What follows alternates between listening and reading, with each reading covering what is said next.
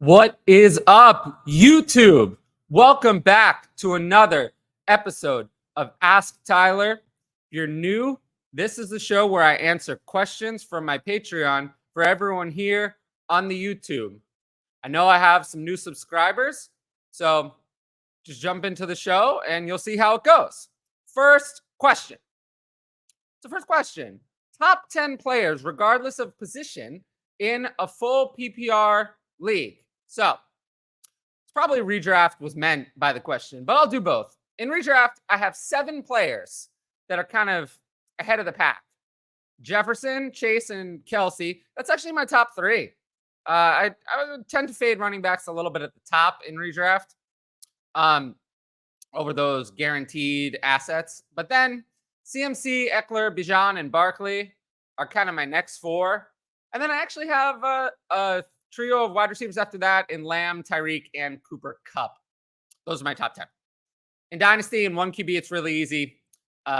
Jefferson, Chase, and Lamb are the top 3 in Dynasty. And then Bijan Robinson, A.J. Brown, Jaylen Waddle, Amon-Ra, Garrett Wilson, Chris Olave, and Jahmyr Gibbs comes in as my running back 2 in Dynasty already.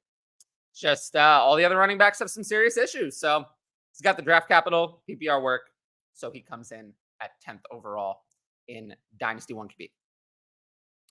Ride or die 2023 redraft player. Well, I do have CeeDee Lamb at wide receiver 3, which is aggressive. Most people have him at 5 or 6. So you could say that he's my ride or die, but it's kind of high. I mean, everyone likes CeeDee Lamb. So if you want another one, Christian Watson. I have him at wide receiver 20. I really like Christian Watson's opportunity. Jordan Love is starting to look good.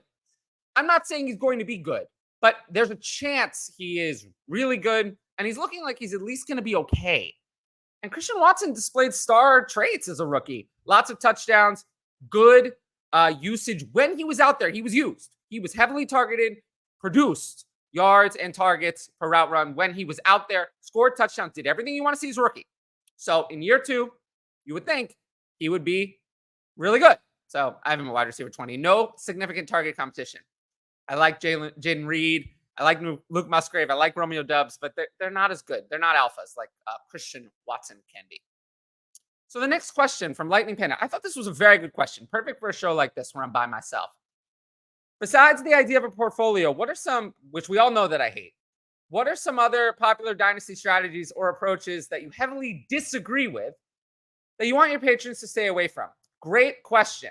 2 main ones. One is get your guy culture. We don't like that. That's just code for overpay because it makes you happy. It makes you feel good. It's not going to help you win anything. It's a terrible, terrible strategy. Yet, very popular dynasty analysts, not going to name any names, many popular dynasty analysts talk about this all the time. And it is a horrific piece of advice. All it'll do, you'll give up lots of extra picks, lots of unnecessary things to get your guy. You'll have bad teams. You'll be very happy when you made the trade, then you'll be unhappy at the end of the year. I always say there are feel-good analysts and there are helpful analysts. I try to be the latter.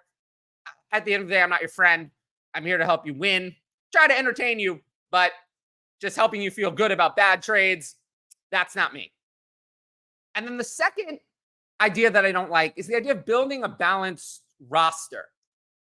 You can always make more trades. So you want to accumulate a selection of value so you can make better trades later, more trades. The one thing I will specifically say is do not worry if your RB1 or especially your RB2 spot looks bad going into a season. You can find running backs break out of nowhere. The RB2 spot especially is the easiest spot to fill in redraft or dynasty. So I wouldn't worry about it if that spot doesn't look so good. Don't worry about building a balanced roster. In Superflex, stack those quarterbacks. In all dynasty leagues, stack those younger wide receivers. That's how you build a long-term winner, and we want to win. And since this question was about my Patreon, I just want to remind everyone that the questions for this show come from the patrons, and I thank everyone on the Patreon who asked them. Additionally, a few reviews Whale said about last week's show. Great show as always, and the questions were very good. Last week's show had over 400 views. First ever Ask Tyler to do that. So thank you to everyone from the Patreon for making the show possible.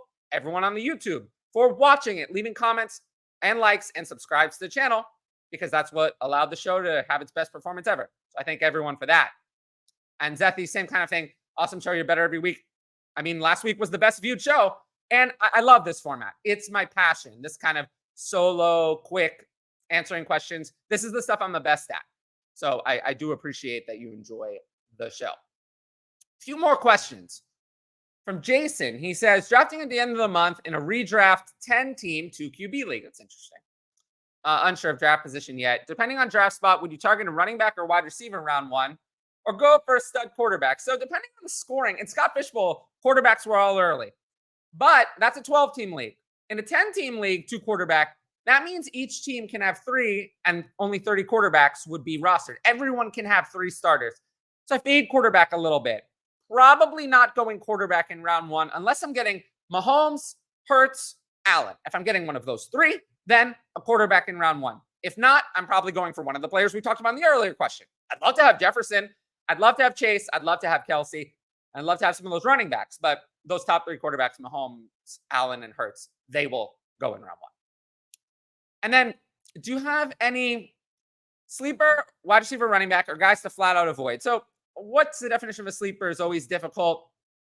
But if you want a sleeper wide receiver, a Jalin Hyatt, I think, is someone you could draft and redraft with one of your last picks.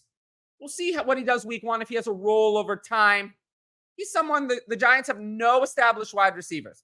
He's someone that I think is rising in my ranks, and even in redraft and in Dynasty as well, as Wan'Dale Robinson doesn't look like he's going to be ready for week 1. And then sleeper running back, Jeff Wilson for the Dolphins.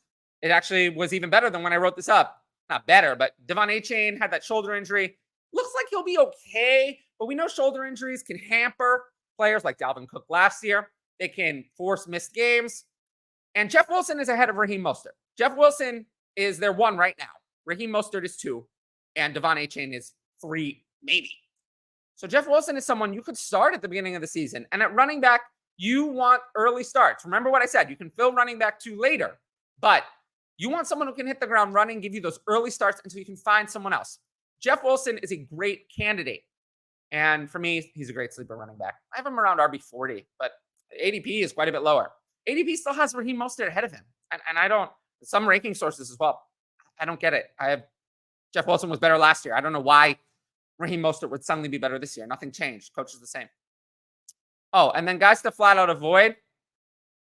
In redraft, a lot of that mid-tier running back group, it looks bad. I mean, Breece Hall is going to be injured to start the year. Najee Harris, Jalen Warren looks good. Travis Etienne, Tank Bigsby looks good. Joe Mixon is old and washed and has been bad for multiple years and is riding on volume only. And Aaron Jones is tough. He's 28. It's such a big risk. A decline could come at any time. So that tier in redraft are guys I avoid. Dynasty, older priced, older high-priced running backs usually too risky. Christian McCaffrey, Saquon Barkley just cost too much. If I'm going to take an older running back, give me someone who's cheaper, like Nick Chubb or Derrick Henry. That way I'm not wasting my 1st or 2nd round pick on an older running back. So that's my strategy of guys to just avoid in Dynasty. I never have guys like McCaffrey or Barkley on any Dynasty team. Last question. Do you see Kenneth Gainwell's value rising? Yes, I do. Do you think he's going to be Philly's starter? I don't know about that part. I think that it's going to be a committee. It's going to be a committee there. Swift is involved. Gainwell's looking like he's going to be involved. Penny kind of looks like he's number 3. I think the most likely outcome is that all 3 are involved. Penny might get a few goal line touches and some, runs to mix in. In that case, I want the cheapest one, who's Gainwell. But I will say, I would not be surprised if the Eagles have 0 top 30 running backs, if none of them are in the top 30 in points per game. They have a Russian quarterback who was the best goal line back in the league last year, in Jalen Hurts, and a good passing attack. They don't have to run that much. And Russian quarterbacks like Jalen Hurts do not tend to throw to running backs. So Gainwell's the one I want because he's the cheapest, but I'm not super interested. I want to thank all the patrons for asking questions for this show. Anyone on the YouTube for watching it, I really appreciate that. Premiere chat or afterwards. And if you're here, make sure to like, leave a comment, subscribe to the channel, and hit the notifications bell so you can be notified about future content. But until next time, I will see you all later.